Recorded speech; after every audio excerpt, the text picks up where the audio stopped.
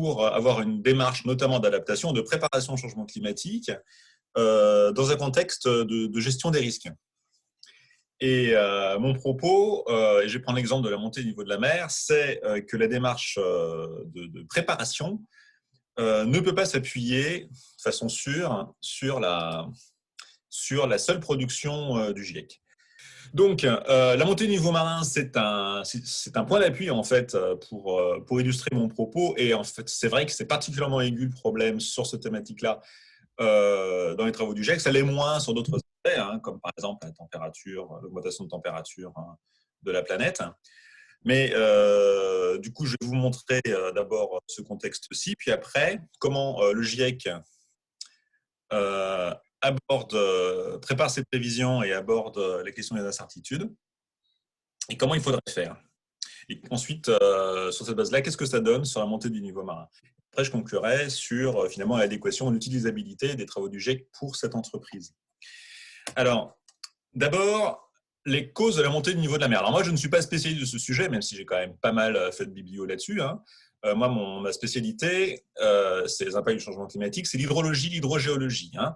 Et comme j'ai travaillé sur les impacts en termes d'hydrologie, hydrogéologie du changement climatique sur les territoires, le forçage lié à la montée du niveau marin s'imposait comme un paramètre dimensionnant. Et du coup, c'est en investiguant ça que j'ai développé toute cette réflexion que je vous présente là. La montée du niveau marin, c'est quelque chose, c'est dans sa dimension qui est sensible au changement climatique, puisqu'il y a des variabilités naturelles. Donc là, on parle de changement climatique. C'est quelque chose en fait qui est très intégré. Il y a d'abord des processus à l'échelle globale qui sont liés naturellement à la fonte des glaciers que vous avez ici, à la vidange partielle des eaux souterraines par l'homme, hein, naturellement, mais aussi l'impact accroissement c'est par l'homme notamment. Le changement climatique qui change le cycle hydrologique, notamment de précipitation, d'intensité de répartition des précipitations, l'impact aussi sur l'évapotranspiration éventuelle ou l'état du sol, etc., qui se répercute sur un apport plus ou moins important d'eau et leur température.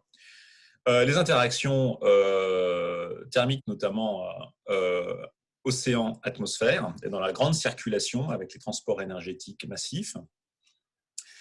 Découplage avec évidemment la fonte des calottes polaires, ce qui est la contribution la plus importante, et puis les marges continentales également, avec des interactions dynamiques vis-à-vis de la banquise, par exemple. Le gradient thermique. Vous avez également l'évolution de l'altitude de la croûte terrestre, en fait, qui varie normalement, c'est son isostatisme, mais aussi en conjonction avec le changement climatique, avec des rebonds. Donc, vous avez des processus globaux avec des différenciations régionales très importantes, des phénomènes progressifs, voire catastrophiques, avec auto-alimentation. Alors, la contribution la plus importante, et sur quoi je vais insister, c'est les calottes glaciaires. Donc, c'est la glace qui est posée sur le continent, avec une composante qui est à moitié posée, en fait, plus ou moins posée, c'est-à-dire qui se situe sous le niveau de la mer, donc la pression d'Archimède faisant qu'elle ne pèse pas complètement, mais elle est en partie posée sur le socle.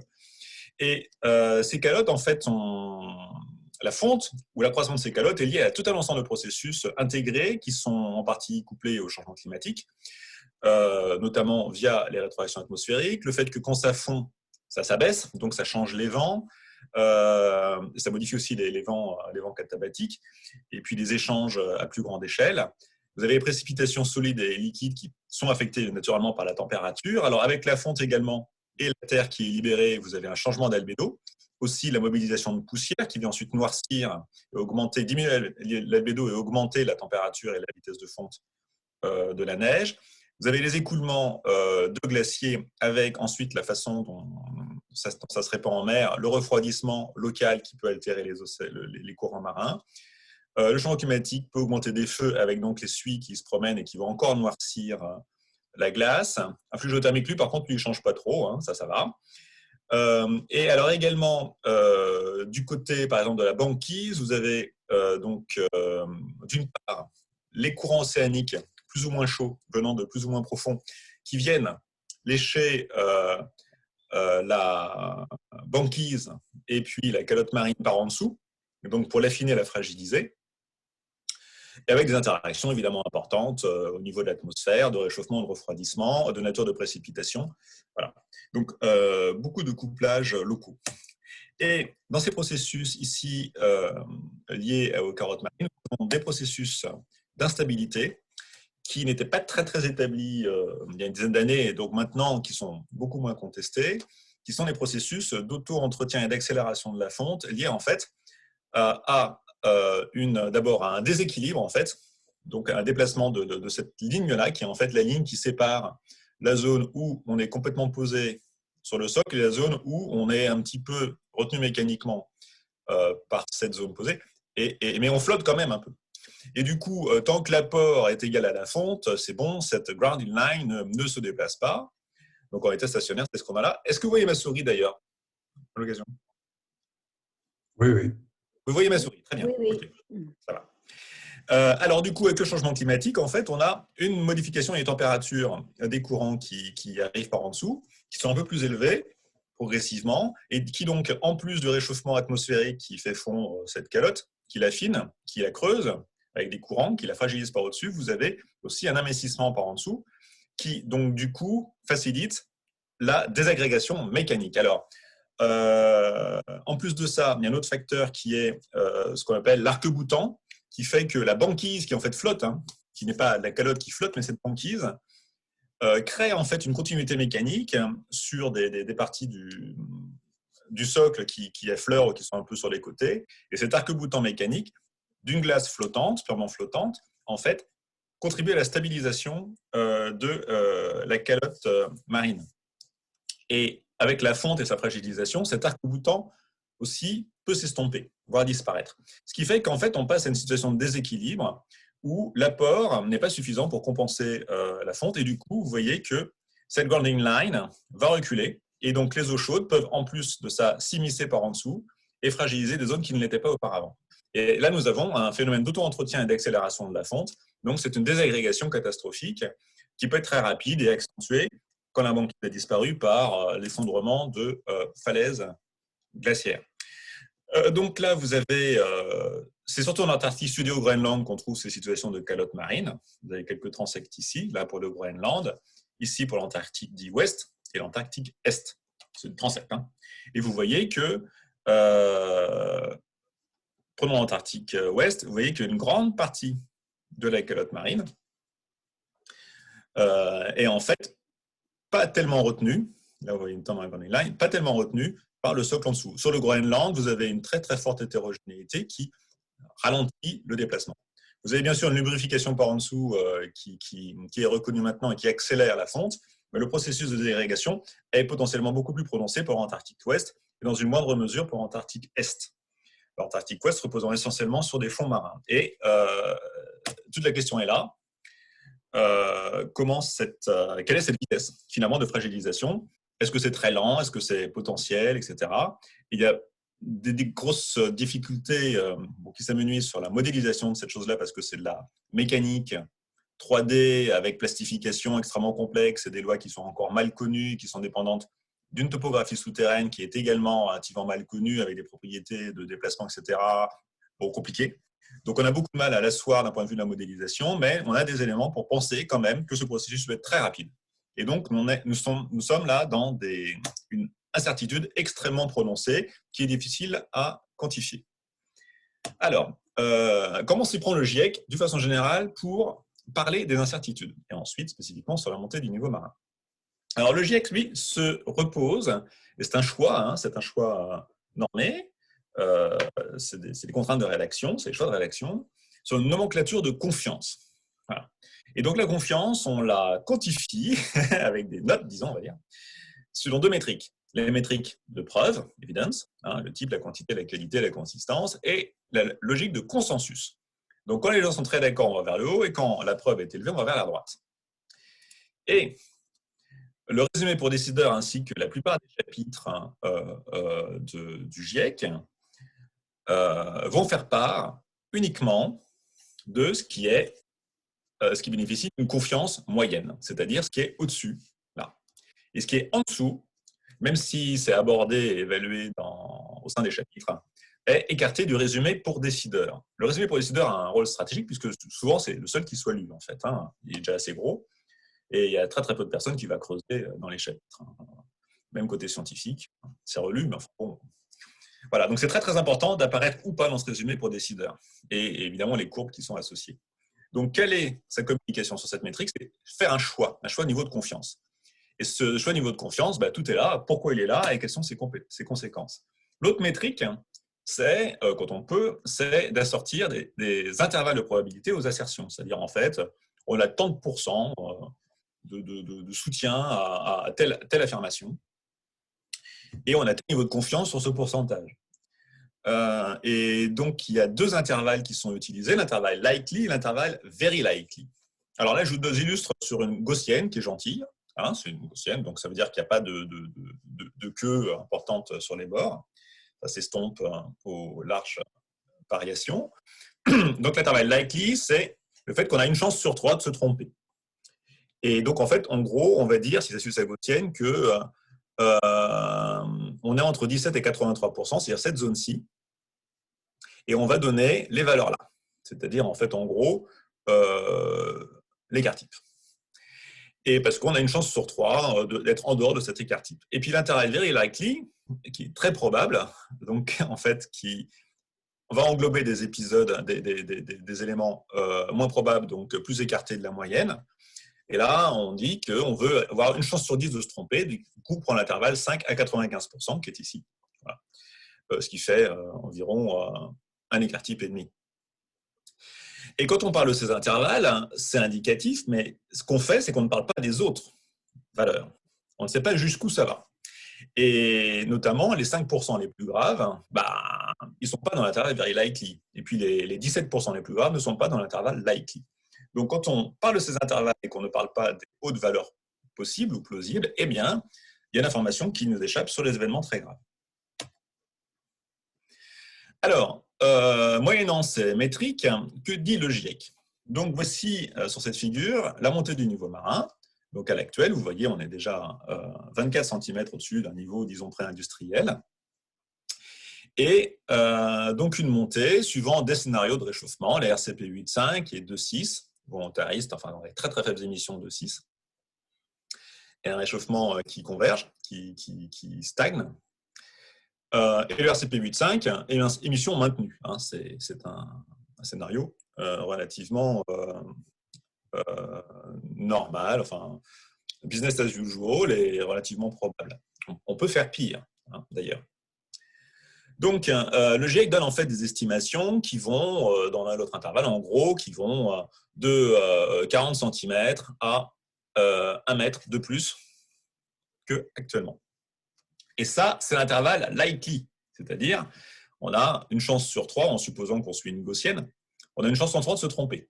Donc, en fait, en gros, c'est les 66% de probabilité normale, donc les plus gentilles, 33%. Pourquoi on n'a pas l'intervalle very likely? Parce qu'en en fait, il n'y avait pas de confiance estimable dans les estimations liées à cet intervalle very likely. C'est-à-dire qu'on aurait bien aimé avoir une fourchette un peu plus large, mais le GIEC a choisi de ne pas la produire en disant, voilà, si je vous la produis, on n'a pas assez confiance dans ces valeurs. Du coup, on n'a pas de fourchette un peu écartée. Cet intervalle likely, par contre, lui, il est jugé médium confidence. Voilà. Donc, ce qui est en passage, je note que on peut avoir une incertitude sur l'amplitude à un moment donné, mais il faut comprendre que c'est aussi équivalent à une incertitude sur la dynamique pour un niveau donné. Et donc, en gros, vous voyez comme ça monte plus vite pour le RCP 8.5 que pour le RCP 2.6, vous voyez que cette variabilité de hauteur correspond à une variabilité dynamique d'environ 15 ans, alors que pour le RCP 2.6, comme la pente est plus faible, ça correspond à une variabilité, une erreur dans la dynamique de 45 ans. Donc, quelque part, il y a eu un choix aussi, comme ça qu'on n'a pas dit, qui est qu'en choisissant une amplitude sur les hauteurs, en fait, on n'a pas la même exigence par rapport à l'incertitude sur la dynamique. C'est un choix, il est fait, c'est comme ça. Et donc, du coup, on a des valeurs dans le cadre de ce choix. Alors, il y a d'autres facteurs à prendre en compte qui sont disponibles donc, dans le GIEC. qui seraient les estimations notamment à long terme, les estimations après état d'équilibre. Et quand on regarde ça, donc c'est toujours sur le modèle, ce n'est pas les mêmes modèles, hein, on voit qu'avec 1,7 degré en plus, il y a différentes variables, donc je passe, mais enfin ça c'est pour le Groenland, nous avons apparaître dans les modélisations en fait un seuil qui situe entre 1,2 et 1,7, mais qui peut être un peu plus grand, hein, jusqu'à des faibles valeurs de réchauffement, où l'état d'équilibre en fait saute d'une situation limitée à 1 mètre à une situation où voilà, c'est 7 mètres, c'est-à-dire en fait c'est quasiment toute la partie mobilisable de la côte groenlandaise qui font. Alors on ne le voit pas sur l'Antarctique et c'est normal puisque les modèles n'incluent pas là-dedans d'effets d'arc-boutant ou de fragilisation par en dessous. Donc en gros, on voit que quand on fait une estimation à 2100 d'abord, elle est limitée dans le temps, ça suppose qu'il y a une dynamique qu'on ignore parce qu'il y a des effets de seuil. Et des dynamiques rapides peuvent se déclencher. Et finalement, ce n'est pas forcément le niveau de 2100 au niveau final, mais c'est la vitesse avec laquelle on va évoluer. Aussi, c'est une autre façon de regarder les choses. Alors, il y a également des modèles semi-empiriques. Ces modèles semi-empiriques, il y a une grosse polémique là-dessus pour la R4, puis ensuite pour la R5, un peu moins forte, puisque la R5 a fait part un peu plus explicitement de ces modèles semi-empiriques qui ont été développés pour provoquer un peu la réflexion. Et ces modèles semi-empiriques, eux, ils font boîte noire. Ils disent, dans le passé, on a vu telle température, telle augmentation de température, telle montée du niveau marin, voilà, ou radiation, je mets ça dans ma boîte noire, hop, je cale une courbe, et voici ce que ça donne en fonction des augmentations de température ou de radiation, disons du GIEC. Et on voit que les valeurs grisées ici pour le GIEC sont largement supérieures pour les modèles semi-empiriques. Les couleurs, c'est du détail, mais vous voyez qu'en fait, ces estimations vont jusqu'à 1,60 m.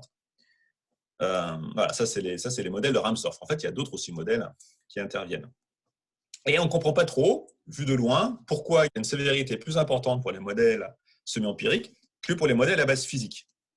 Et l'argument d'ailleurs qui est dit, c'est que, non pas par Ramsdorff, et puis moi je m'y joins volontiers, c'est que ces modèles à base physique sont en fait bourrés de modèles semi-empiriques à l'intérieur, qui sont des fonctions de transfert, des lois qui résultent d'un calage plus ou moins précis, avec des variables plus ou moins connues ou manquantes, et que cette dissymétrie ne s'explique pas vraiment d'un point de vue épistémologique. Mais le résultat est là, en tout cas, ces estimations par le modèle semi-empirique ont été écartées explicitement du résumé pour décideurs et des conclusions du chapitre sur la montée du niveau marin. C'est écarté aussi des tableaux numériques. Voilà. Donc ça a été fait, on en rend compte, mais on n'en parle pas largement.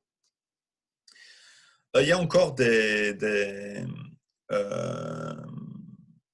estimations dont le rapport du GIEC fait part.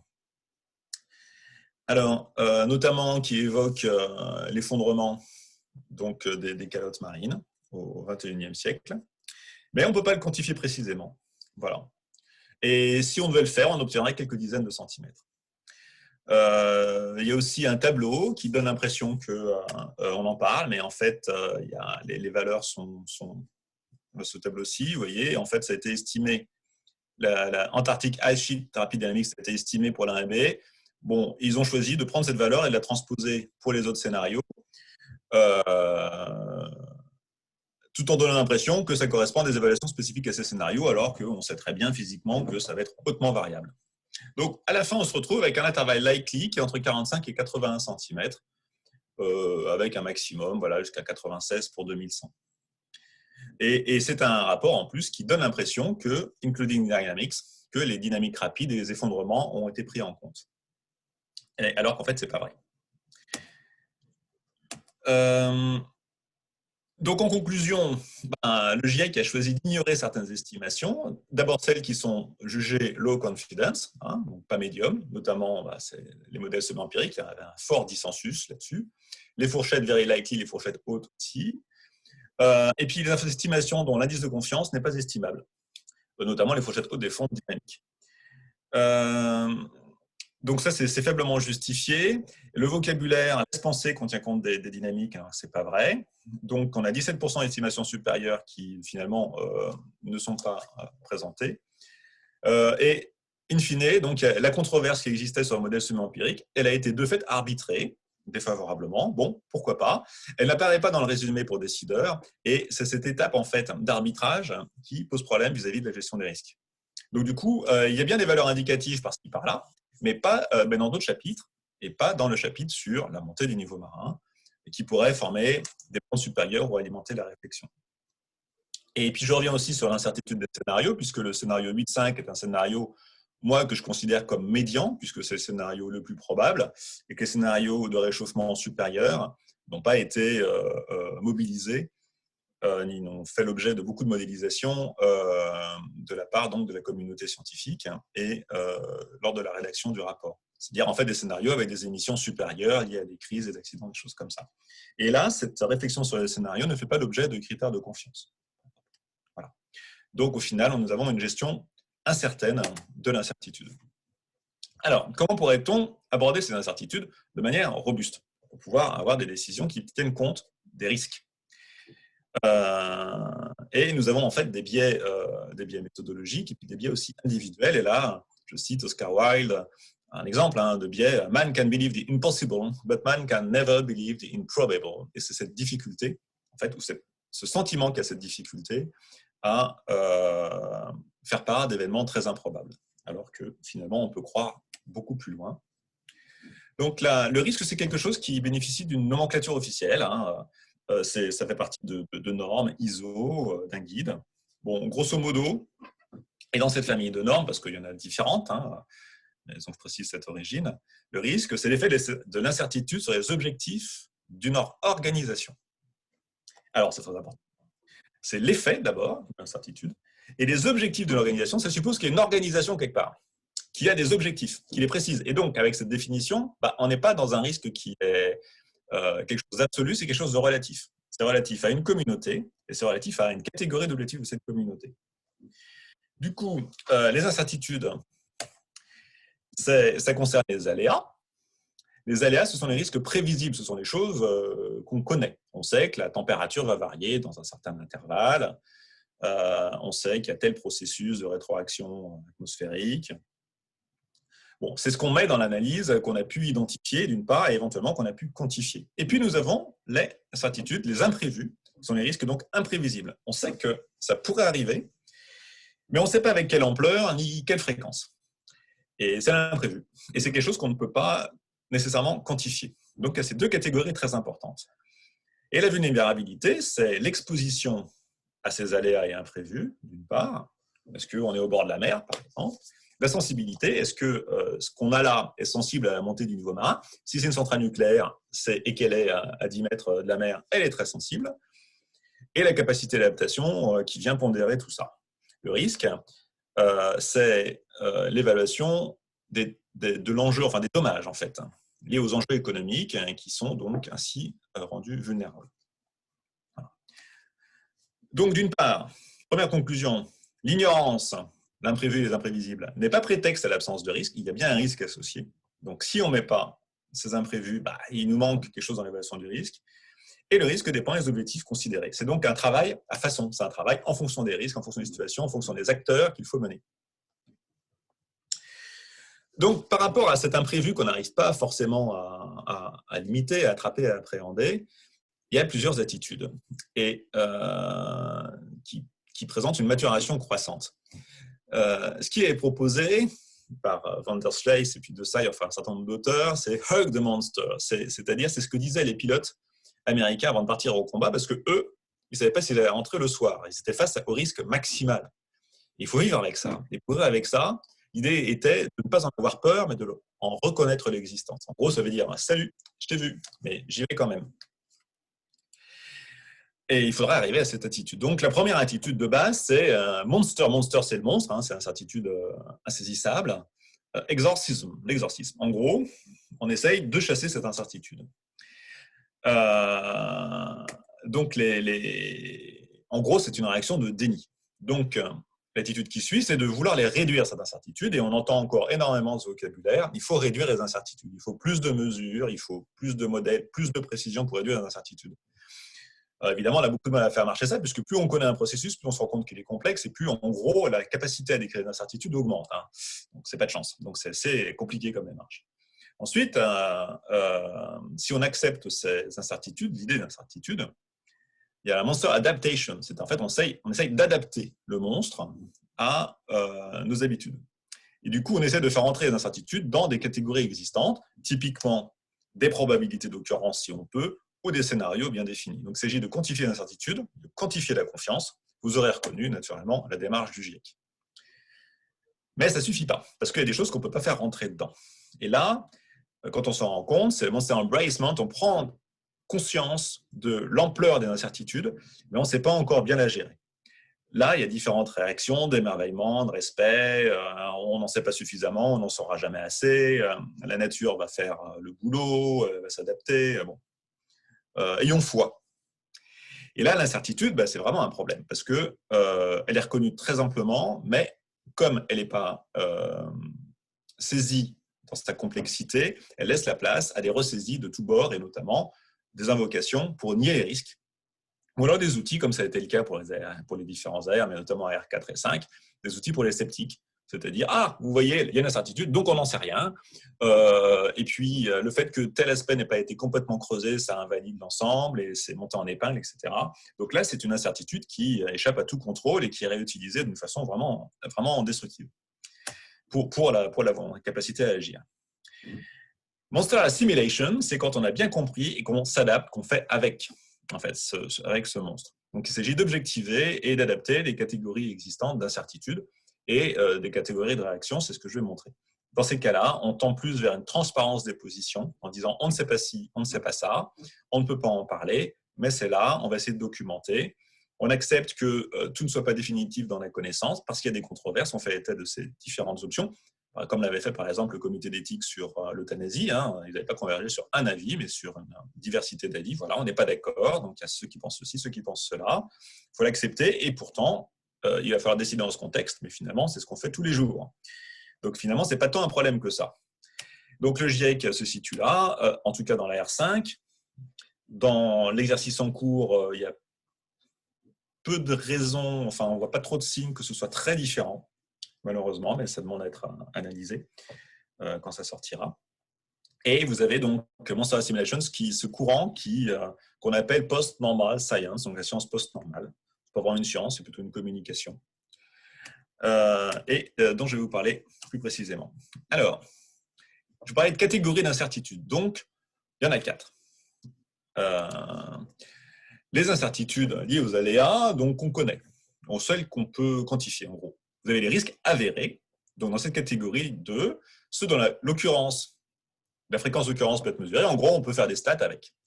Par exemple, on peut faire des analyses multimodèles sur les modèles climatiques ou modèles d'impact. On peut faire des analyses suivant les modes de désagrégation d'échelle, la variabilité des conditions initiales. On peut faire du Monte Carlo, etc. Bref, on peut générer des stats. Les incertitudes de scénario, c'est quand on ne peut pas faire des stats, mais en gros, on peut quand même explorer des catégories d'incertitudes. Donc, vous avez typiquement des scénarios sur les émissions de gaz à effet de serre. Voilà, il y en a 4. On fait des scénarios. Pareil pour les impacts. Donc, ça, c'est des aléas. Et puis, vous avez cette catégorie des incertitudes, des imprévus, et donc d'ignorance. Bien sûr, d'une part, l'ignorance reconnue, donc c'est des risques potentiels, c'est-à-dire qu'ils sont plus ou moins identifiés, mais on ne peut pas déterminer leur ampleur et leur probabilité d'occurrence, compte tenu des connaissances du moment en tout cas, et peut-être même jamais. Donc, par exemple, les éruptions, tremblements de terre, tsunamis, le dégazage de méthane du permafrost, on en parle, c'est des choses dont on parle, on essaie de quantifier, mais on n'est pas sûr. Il y a des seuils de déclenchement, notamment pour la déstabilisation des calottes polaires. On envisage l'arrêt du Gulf Stream, on voit son ralentissement, c'est pas sûr. Bon, voilà, rétroaction végétale, on peut modéliser des choses. Voilà. Et il reste les surprises complètes, c'est-à-dire en fait les choses qu'on n'a pas anticipées. C'est les risques inconnus. Et ils sont là parce qu'on a tout le temps. Alors évidemment, ça peut être un météore, n'importe quoi, mais ça peut être aussi des épidémies, des crises économiques, des guerres. Et là, je dois dire que pour le changement climatique, cette catégorie de surprises est quand même finalement, quand on y pense, hautement probable. Quand on ne les voit pas déjà, avec l'épidémie végétale, animale, voire humaine, évidemment, ça on le vit aujourd'hui, c'était pas prévu. Et pourtant, c'était identifié déjà. Donc, c'était à cheval entre les deux. Crise économique et guerre du fait du changement climatique, c'est absolument probable. Mais c'est très difficile de voir les seuils de déclenchement. Donc, c'est pour estimer ces types d'incertitudes, il y a plein de méthodes. Donc, je vous ai parlé, voici les méthodes mises en avant par le GIEC. d'études de scénario, où tout est déterminé, d'études de sensibilité ou Monte Carlo, méthode statistique. Voilà. Et vous voyez qu'évidemment, pour ce qui est d'écrire les stats, c'est très fort. Les scénarios sont forts pour les scénarios. Par contre, vous avez cette colonne pour savoir si ça vous permet de décrire les imprévus. Et vous voyez globalement, ces méthodes s'en sortent plutôt mal. Et vous avez d'autres techniques qui viennent compléter et qui ne sont pas employées par le GIEC, donc sur les analyses de pédigré, les méthodes floues et l'engagement des porteurs d'enjeux.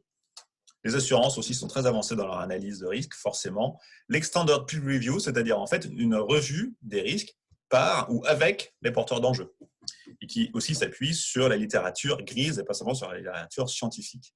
Et puis les scénarios, donc, qui intègrent explicitement les surprises complètes, les wildcards, les black swan, bref, les autres imprévus, totalement imprévus. Vous voyez à travers ça que pour traiter ces imprévus inattendus, en gros, vous voyez l'intérêt de s'associer les parties prenantes non scientifiques. C'est-à-dire qu'en fait, c'est nécessairement une démarche partagée qui n'est pas menée de façon unilatérale ou par dialogue, je suis tout seul, ou je parle avec les autres, je suis tout seul, dans silo, quoi. C'est quelque chose qui relève davantage d'une dialectique et d'une dynamique collective.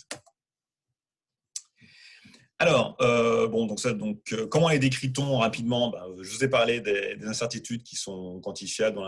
Voilà, vous avez la stat, là, typiquement la gaussienne, ou alors sinon, vous avez des probabilités à la louche. Sinon, vous connaissez simplement le signe, c'est déjà pas mal, ou la tendance.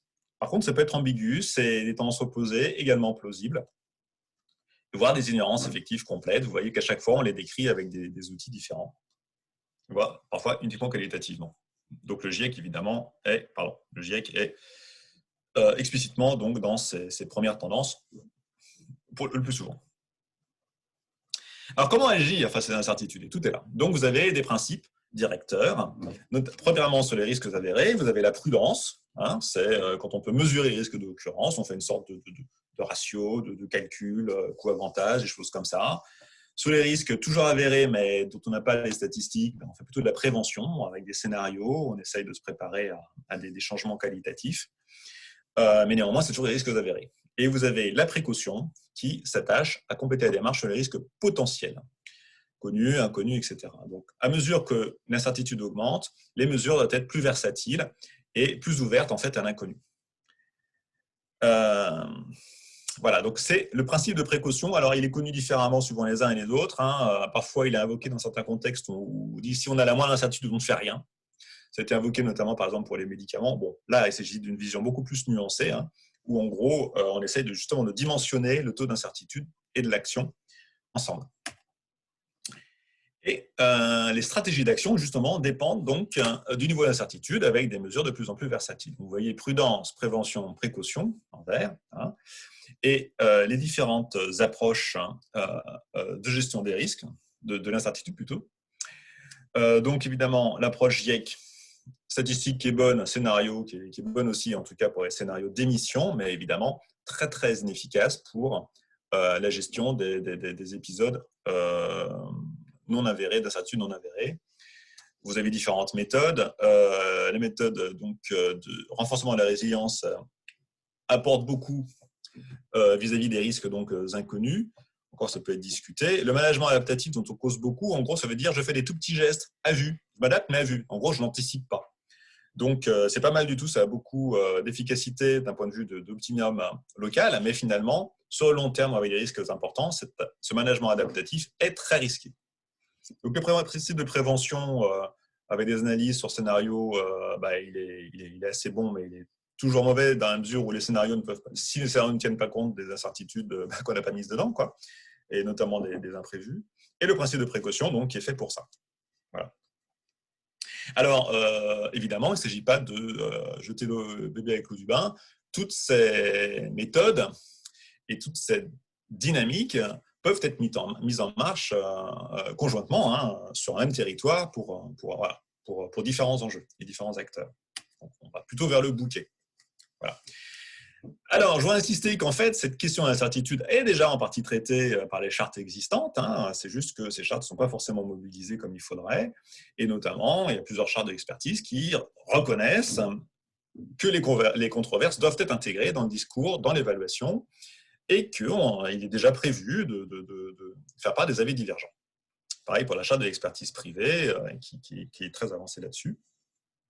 Weigel disait que d'ailleurs, à privilégier certains modèles, mais ce n'est pas le seul, hein, on perd de l'information, une information utile pour la décision.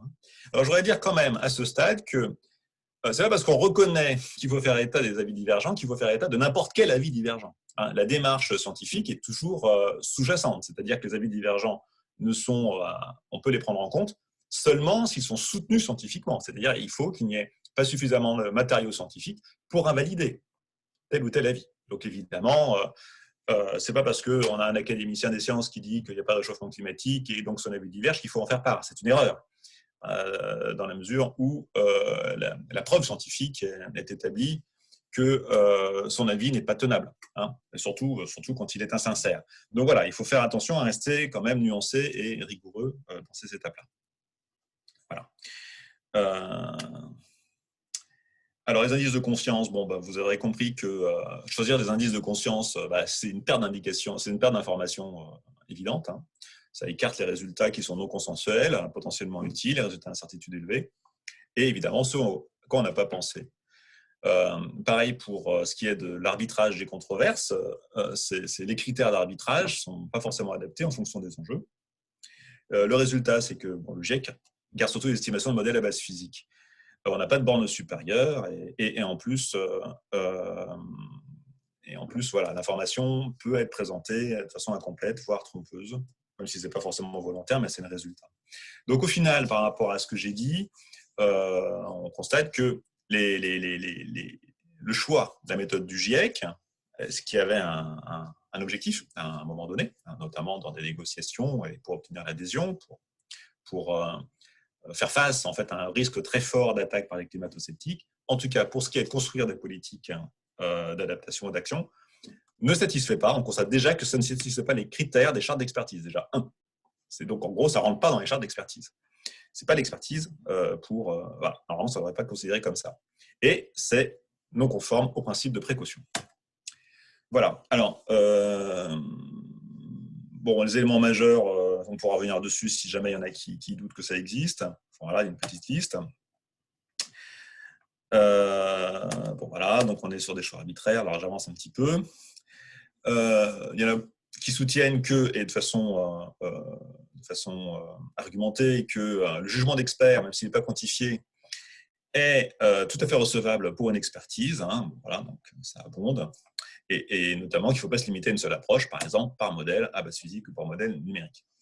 Donc, un jugement d'expert, même s'il est subjectif, reste une information intéressante, éligible pour la décision. Donc, il faut prendre tous les avis d'experts, et pas simplement ceux de certaines communautés. Voilà. Donc, la morale par rapport à cette méthode du GIEC, l'extension possible, c'est qu'il faut reconnaître l'étendue complète des incertitudes. Je vous fais un petit résumé. Là. Éviter de se reposer trop lourdement sur les projections climatiques elles-mêmes. Consulter les scientifiques pour tester la plausibilité des propositions qui sont faites sur les évolutions potentielles de l'environnement et du climat. Évidemment, il faut construire une capacité de gestion adaptative. Ce n'est pas suffisant. La résilience qui suppose, en fait, qui veut dire dans son sens premier, pas le sens Samy Gondi actuel, mais la résilience dans le sens où c'est la faculté d'un écosystème à se régénérer après une crise, suppose évidemment qu'on a raté son coup parce que ça veut dire que la crise vous a frappé durement. Et cette résilience permet de se reconstruire après. Donc c'est quelque chose sur lequel il faut évidemment miser, que ce soit une résilience naturelle ou une résilience sociale.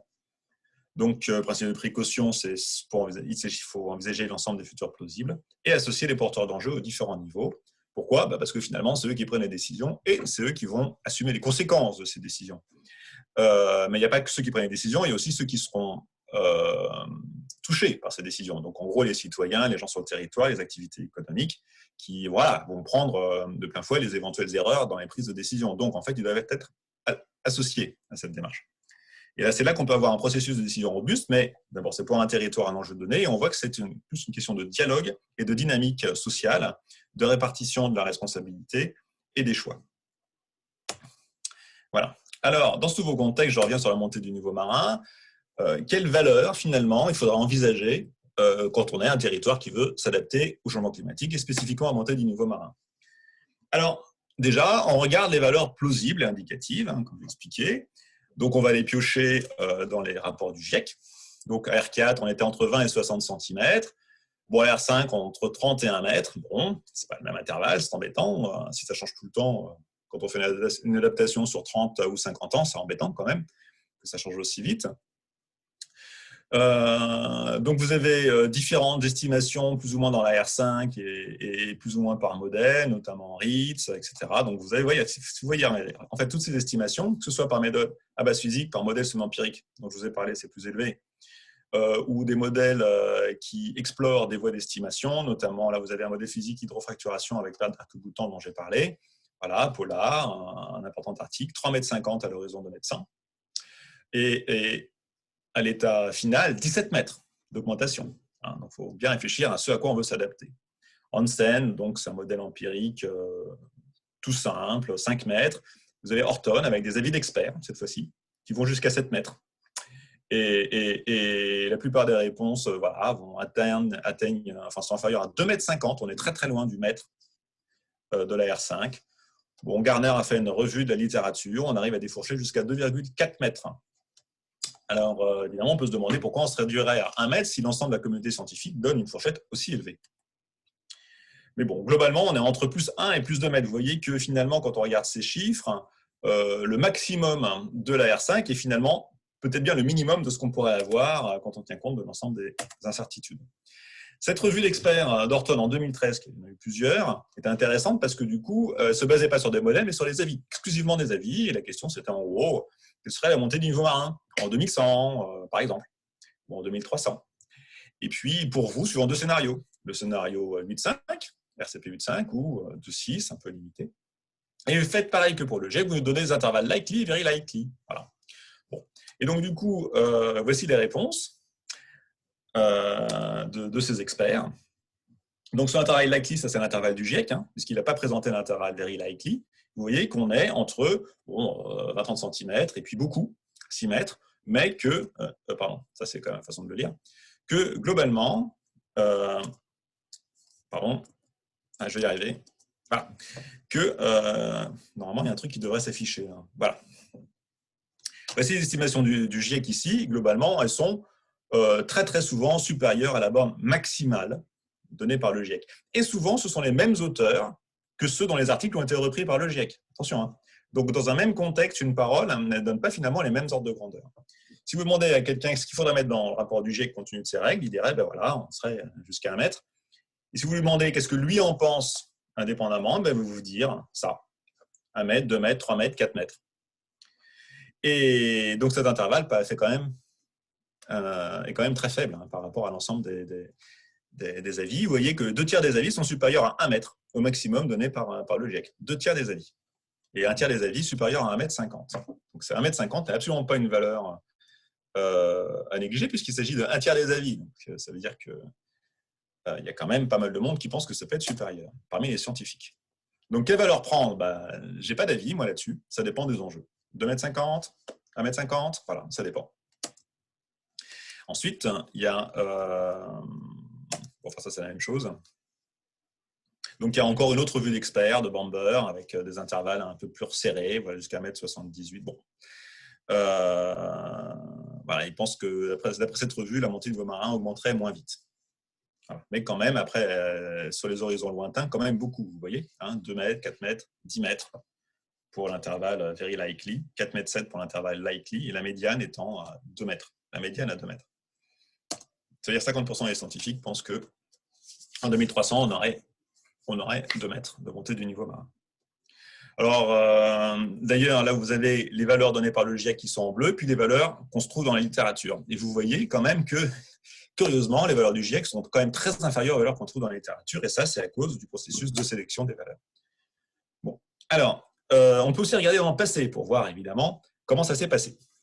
Et pour certaines augmentations de température, vous voyez que par le passé, par exemple, il y a 125 000 ans, donc c'était en interglaciaire, pendant la période glaciaire, avec 1 degré d'augmentation de température, vous allez jusqu'à 6 à 9 mètres d'augmentation du niveau marin. Et pour 1 degré seulement. Nous, on a déjà eu 1 degré.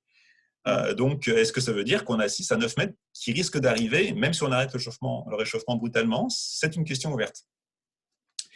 Et puis, un autre épisode, on était à 1 à 2 degrés d'augmentation et 6 à 13 mètres d'augmentation du niveau marin. Toujours sur une longue durée, il faut le reconnaître. Et le Groenland avait beaucoup participé par sa fonte. Et puis, au Pliocène, il y a 3 millions d'années, c'était une augmentation de 2 à 3 degrés, qui est la fourchette vraiment optimiste qu'on a pour le changement climatique aujourd'hui, avec un taux de CO2 voisin de la quantité actuelle, et 6 mètres, au moins 6 mètres d'augmentation du niveau marin. Donc ça, c'est quand même des indicateurs plafonds, quoi, qui sont très intéressants, même si on n'arrive pas à caser la dynamique. Et l'erreur sur la dynamique est effectivement un des facteurs les plus importants.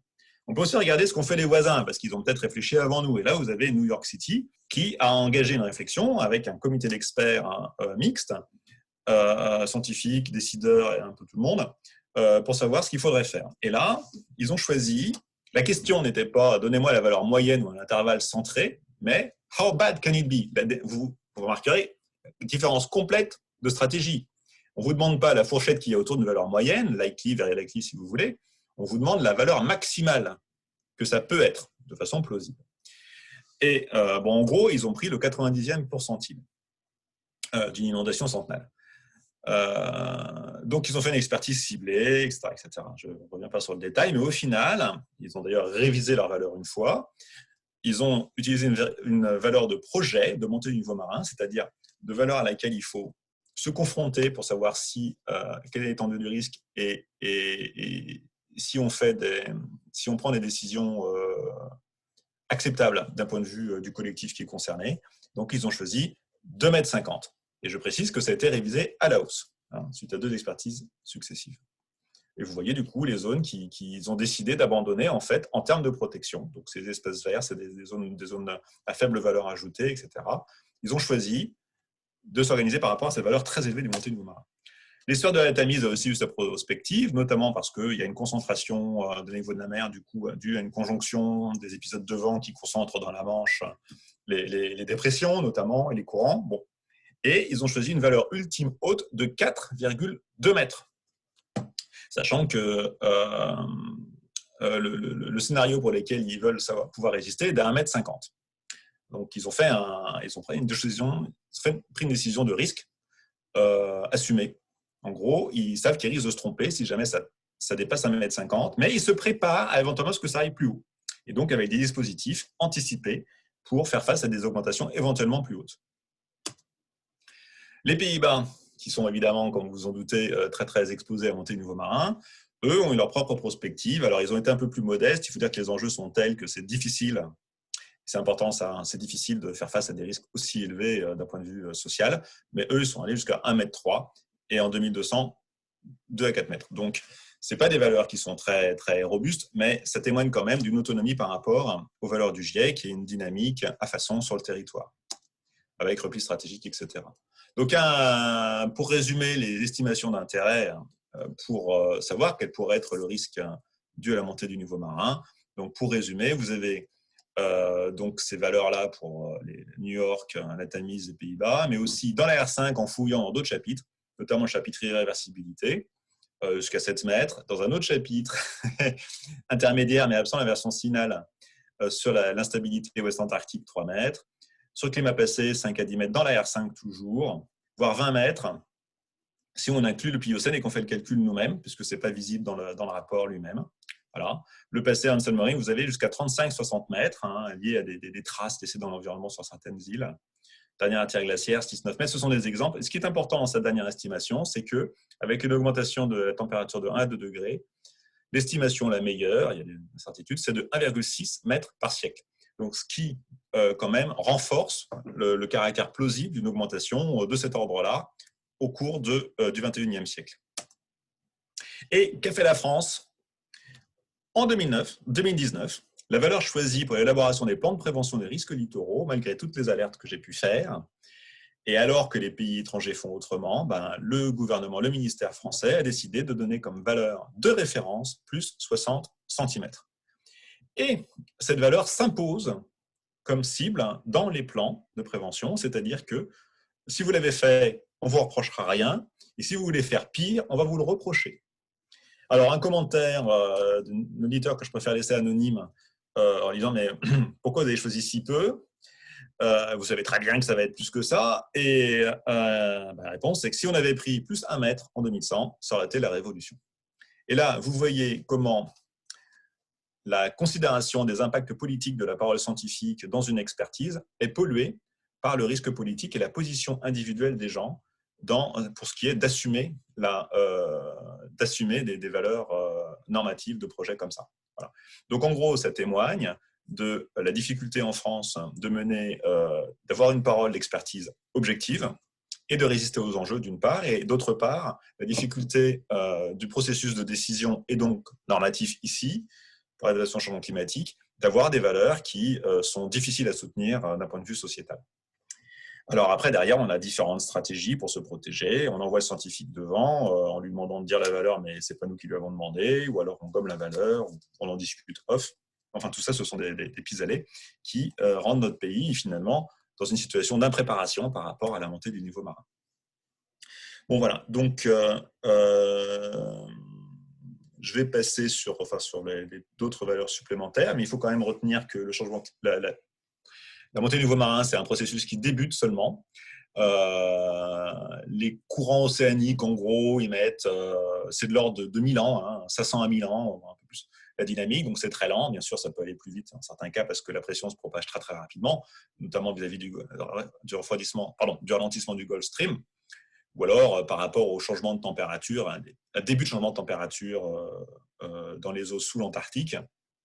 Bon, il y a des trucs un peu plus rapides, en tout cas, ou qui se manifestent relativement tôt. Mais en gros, quand on a commencé à monter, la montée du niveau marin s'étale sur plusieurs siècles, voire plusieurs milliers d'années, voire jusqu'à 2500, 4000. Avec le RCP 8.5, on est sur une modification de plusieurs milliers d'années et des valeurs maximum qui vont de plusieurs mètres jusqu'à 7 mètres et peut-être même davantage. Donc, faut-il s'adapter pour 2100, quitte à être inadapté ensuite? C'est la question opérationnelle qui doit être posée. Ça veut dire que l'adaptation est toujours quelque chose de dynamique. Bon, voilà. Donc, ça, j'en ai parlé. Les seuils aussi, voilà, ça, j'en ai parlé. Alors, il s'agit, par exemple, de moduler en fonction des enjeux la préparation. Donc, c'est la façon, en fait, finalement, d'intégrer l'incertitude dans l'organisation de la réponse. Et là où l'incertitude a les impacts les plus grands, on met les enjeux les plus faibles. Donc, vous avez ces catégories là d'exposition à montée du niveau marin, où finalement, ici, on met des petites choses qui peuvent être facilement déplaçables, où il y a peu de coûts. Et puis, les espaces peu impactés par l'incertitude, finalement, c'est là qu'on met les équipements en jeu, voilà, avec une stratégie de déplacement progressif et d'organisation. Oui, bon, je vais passer là-dessus, sur l'adaptation itérative. Alors, vous me direz qu'il y a d'autres rapports. Le GIEC, c'est toujours une dynamique qui continue, c'est vrai. Donc, notamment, il y a le SROC, le rapport spécial sur l'océan et la cryosphère, qui est sorti en 2019 et qui a un discours vraiment très bien sur les incertitudes. Donc, je vous cite ici, Robust Decision Making, Flexible Responses, Large Uncertainties, etc.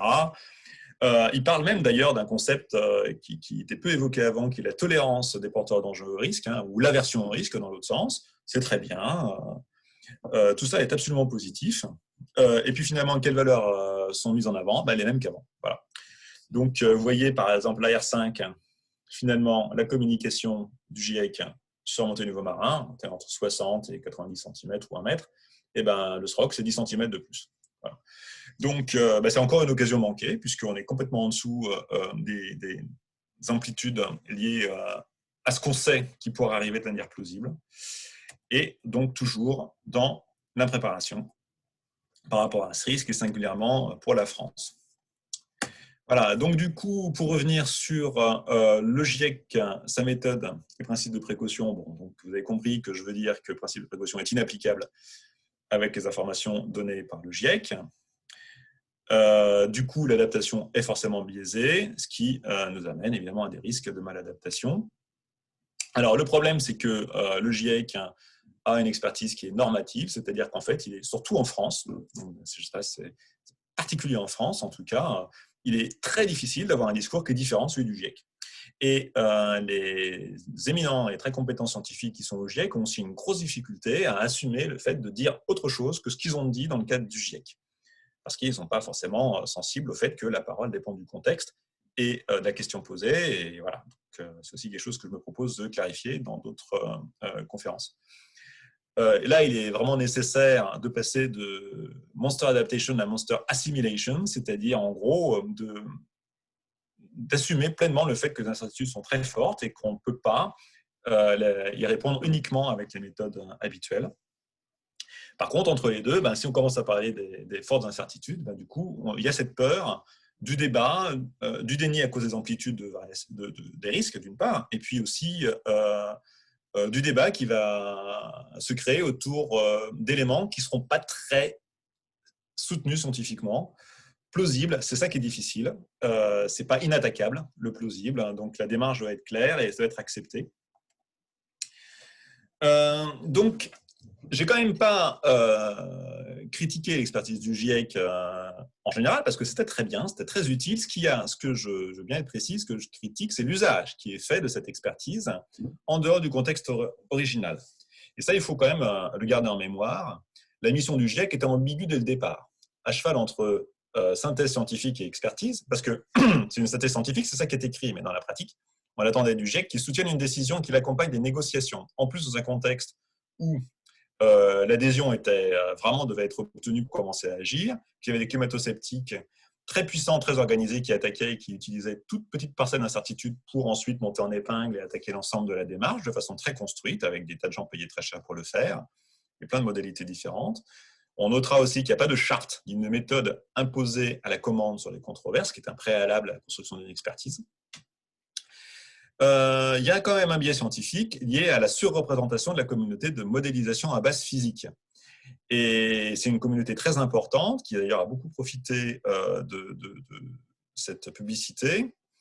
Et pourquoi il y a eu cette surreprésentation et les problèmes que ça a posé, il y a une controverse avec les modèles semi-empiriques là, parce qu'avant, il n'y avait pas eu cette controverse. Et la raison, c'est que la communauté de modélisation est une communauté qui est autoporteuse, en fait. Donc, elle publie, elle a ses axes de financement autonomes, etc. Donc, elle n'est pas vraiment mise en compétition scientifique, enfin, en discussion, en controverse, finalement, sur ce qu'elle fait. Et il manque quand même un regard plus global. Alors que dans d'autres disciplines, notamment en hydrologie, le conflit modèle conceptuel, modèle à base physique, il est quand même très, très documenté et dépassé pour l'essentiel par beaucoup de ses membres. In fine, ce qui se passe aussi, c'est que le processus de rédaction fait que, à un moment, il faut quand même rédiger les chapitres, les résumés. Donc, il y a un arbitrage progressif, in fine, avec des comités de plus en plus restreints, puis le comité de pilotage, puis 2-3 personnes, puis uniquement le secrétaire, tout ça pour des raisons d'organisation évidentes et des délais, quoi. Donc, on ne peut pas tout mettre en débat, et puis il faut converger. Il y a un moment, voilà, donc il y a des arbitrages. Et parfois, les chercheurs sont un peu seuls pour faire ces arbitrages. Surtout que les directives ne sont pas claires, enfin, sont claires, mais ne sont pas adaptées. Et puis, l'enjeu était de pousser à l'action pour l'atténuation, c'est-à-dire qu'il fallait absolument arracher un accord international contraignant, ou en tout cas très fort, très explicite sur l'atténuation. Mais le but, même si les chapitres sont sortis progressivement sur les impacts, n'était pas de documenter suffisamment pour préparer aux impacts. Ça, c'était un objectif secondaire. Et du coup, la conséquence, c'est que ces résultats ne peuvent pas être utilisés tels quels. Voilà.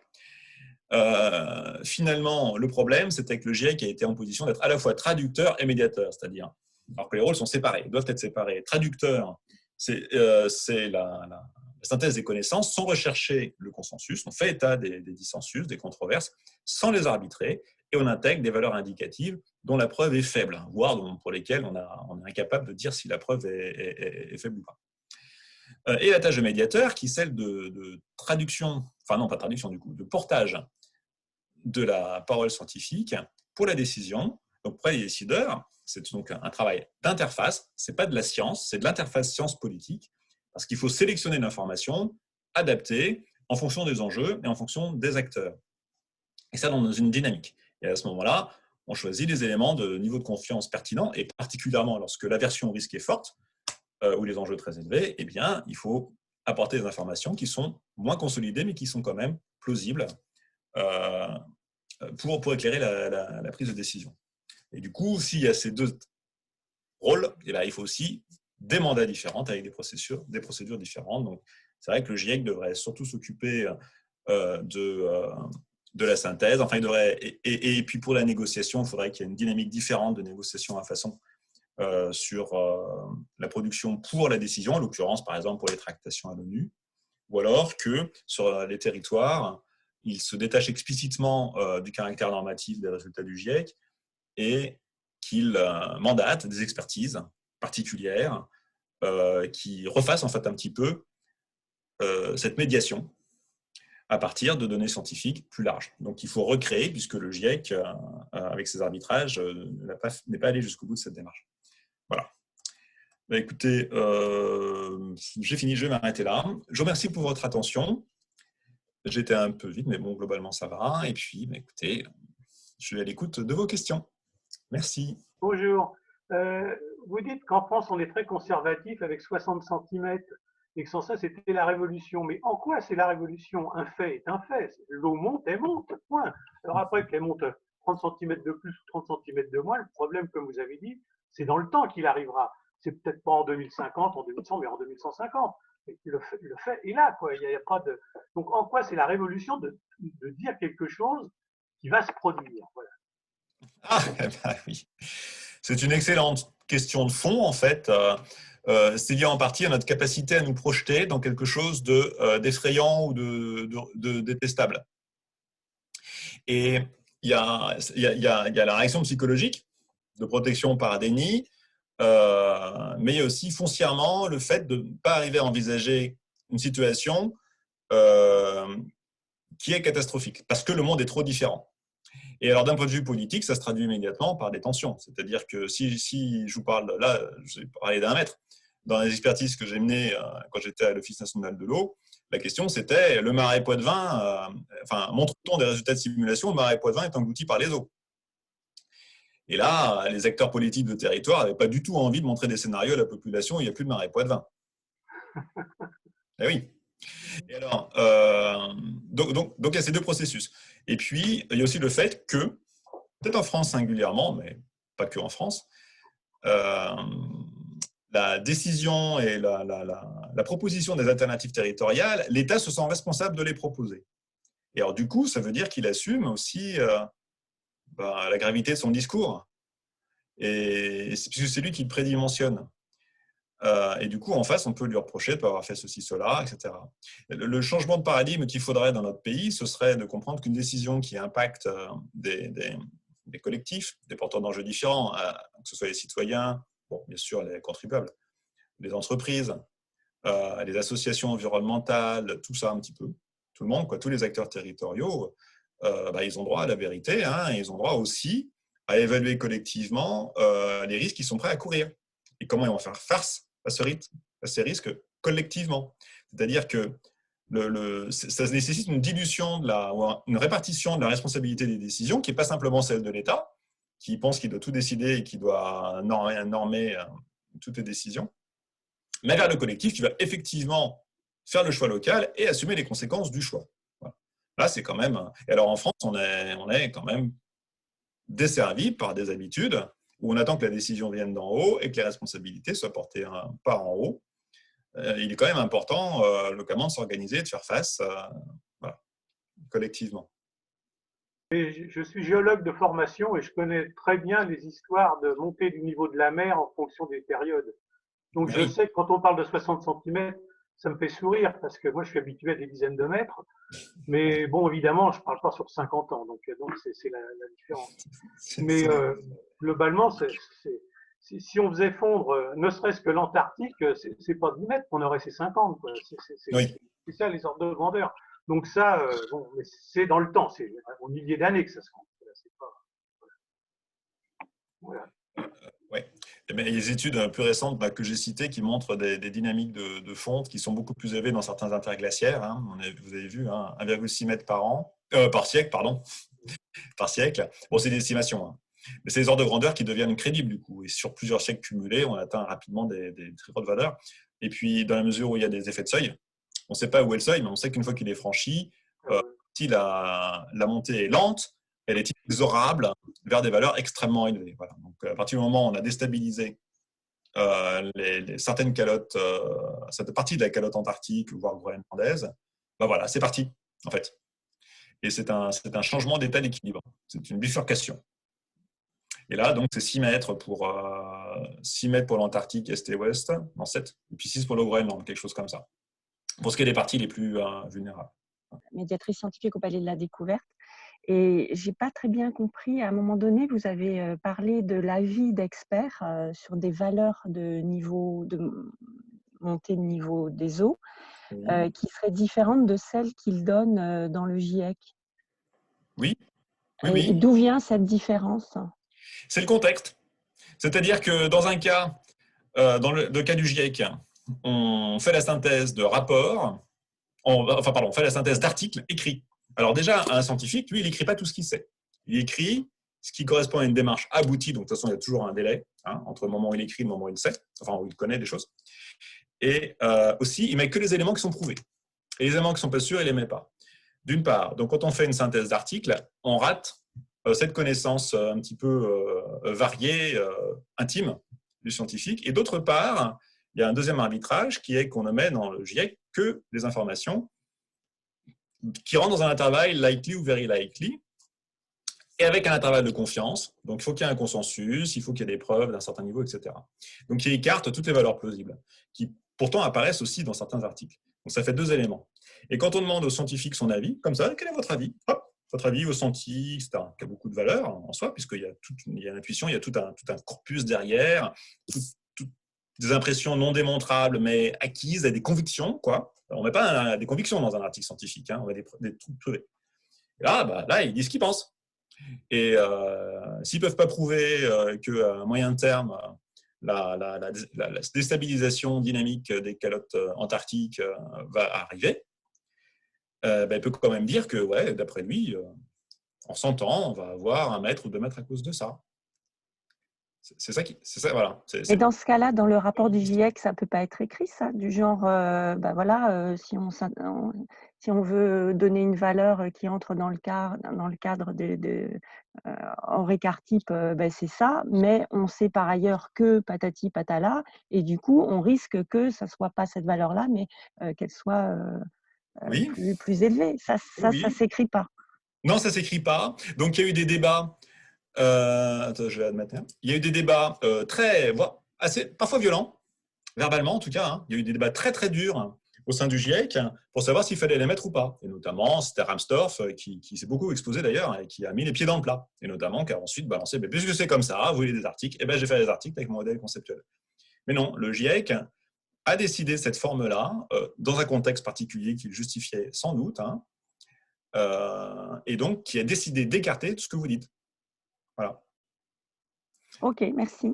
Dans les chapitres, on trouve une partie de ces valeurs, pas toutes, par-ci, par-là, éparpillées dans des chapitres, ou alors dans le chapitre, mais dans un sous-item. Oui, bonjour. Alors, moi, je suis actuellement étudiante en M2, adaptation changement climatique, au sein de l'UESQ. J'ai une question parce que je ne suis pas toute jeune, donc moi, j'aimerais surtout participer plus tard à pousser à l'action. Et je rebondis un peu sur ce qui a été dit tout à l'heure par rapport à la question psychologique de refuser. Enfin, il n'y a pas la volonté politique en fait de faire bouger parce que finalement, ça poserait une révolution, alors ce qui est quand même assez effarant. Mais je constate aussi effectivement dans toutes les études, on regarde à 2100. Et je pense que psychologiquement, pour les gens 2100 ou même plus loin, on sera plus là, donc on s'en fout. Est-ce que, par contre, y a-t-il des études qui seraient plus proches? Parce que là, par exemple, l'élévation du niveau de la mer, on est en train de voir effectivement pour la fin du siècle. Est-ce qu'il y a des études qui seraient un petit peu plus impactantes sur le moral, sur le psychique, on va dire, ou le côté psychologique des gens à bouger, si on peut leur donner des éléments qui soient plus percutants dans un horizon bien plus proche? Parce qu'en fait, on sait qu'on d'ici une vingtaine d'années ou plus, si on a de la chance, on va déjà subir des impacts assez enfin, très important. Oui. Je suis américaine, donc j'ai vu ce qui s'est passé avec le Hurricane Sandy. Donc, enfin, voilà, quoi. Bah oui, alors, très bonne question. Oui, alors il existe, d'ailleurs, c'est souvent ce que demandent les territoires. Ils demandent des synthèses basées sur celle du GIEC, hein, quand même, hein, basées sur celle du GIEC. Hein, interdiction d'en produire, hein, c'est explicite, hein, le plus souvent. Hein. Ou alors, les scientifiques se l'imposent eux-mêmes. Et du coup, ils le disent. Enfin, bon. Et à court terme, qui existe. Hein. Donc, oui, les horizons 2050, oui, 2030, c'est un peu près maintenant, 2030. Hein. 2050, 2070. Et oui, donc vous allez avoir des choses qui sont pertinentes, notamment là où il y a du changement lent, donc sur les températures. Voilà, vous allez avoir. Par contre, sur la montée du niveau marin, non, c'est un processus qui se met en place, qui est très très très mal modélisé, avec des effets de seuil, on ne sait pas où ils sont. Et si vous faites ça, vous allez avoir aucun signal. Donc vous allez avoir aucune préparation. Ensuite, il faut avoir des signaux à long terme lorsque l'adaptation peut demander des aménagements à long terme. Alors, quand il s'agit de décider sur un territoire l'extension possible d'une ville avec les habitats, les commerces, ou d'une zone industrielle à haute valeur ajoutée, ou la protection d'une zone patrimoniale à intérêt touristique, symbolique, tout ce que vous voulez, fonctionnel, pourquoi pas, ou une centrale nucléaire, mais enfin, on ne la mettra pas près de la mer maintenant, je pense qu'on a compris. Ce sont des investissements qui doivent être amortis sur 30 à 50 ans, parfois plus. Et leur fonction, que ce soit un pont, une digue, etc., c'est de protéger pendant environ 100 ans. Donc là, pour le coup, vous avez besoin d'une prospective à 100 ans. Et si vous ne la faites pas, c'est la maladaptation assurée. Vous allez prendre de plein fouet ce à quoi vous ne serez pas préparé. Donc ça c'est quand même l'autre problème. Ensuite, il y a l'aspect plus général. Faut-il accepter la peur de la population vis-à-vis de paroles inquiétantes comme une donnée dans le discours? Mon avis strictement personnel, c'est que faire ça, ce serait un peu suivre le courant et la prendre douce qui nous mène vers des risques plus importants. J'aurais plutôt envie, moi, de miser sur l'éducation et la responsabilité de la population, parce qu'il s'agit quand même si l'horizon peut paraître loin, il s'agit de nos enfants ou nos petits-enfants. Il s'agit de représentation de notre pays sur le long terme. Alors, je reconnais que cette représentation, et notamment tous les processus qui nous poussent à l'égoïsme ou à l'immédiat, tentent de nous détacher de ces considérations. Néanmoins, il y a quand même une vivacité importante des mouvements pour protéger l'environnement sur le long terme, pour avoir des décisions qui sont responsables, pour avoir un développement soutenable. Donc, je ne crois pas du tout que la population en général ne soit pas capable d'envisager le long terme et que c'est beaucoup une affaire de communication, de qualité du discours politique, de maîtrise aussi des discours irresponsabilisants poussant au court terme. Donc, en gros, c'est un projet de société, mais ce n'est pas un projet de société à transformer. Mais je ne crois pas qu'il faille accepter la société comme elle est avec ses biais et faire comme si elle n'allait pas changer. Moi, je pense qu'à partir du moment où on est conscient d'un besoin d'évolution, il faut le pousser, le porter. Et par rapport à ce que j'ai dit, si jamais j'altérais mon discours par omission, c'est-à-dire en travaillant sur des temps courts, ce serait quand même du mensonge par omission.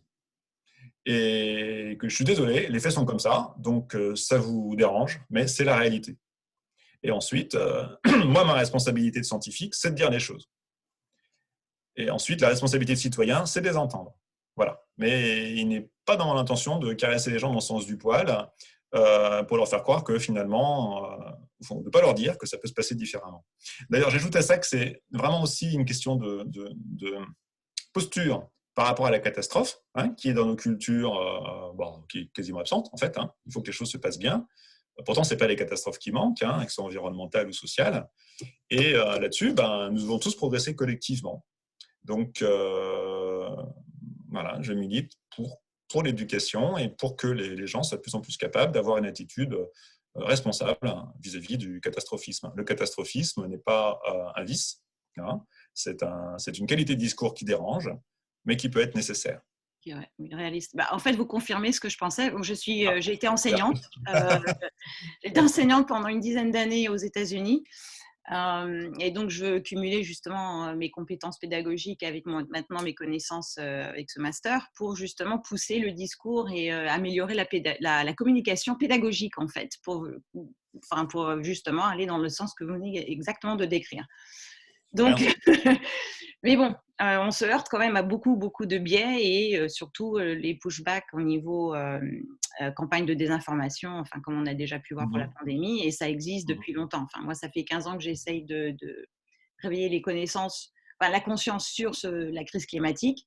Et j'ai rencontré énormément de pushback, en fait, de dire mais non, c'est exagère. Enfin, bon, bref. Donc, voilà. Enfin, vous avez confirmé. Je vous remercie. C'était vraiment passionnant à vous suivre aujourd'hui.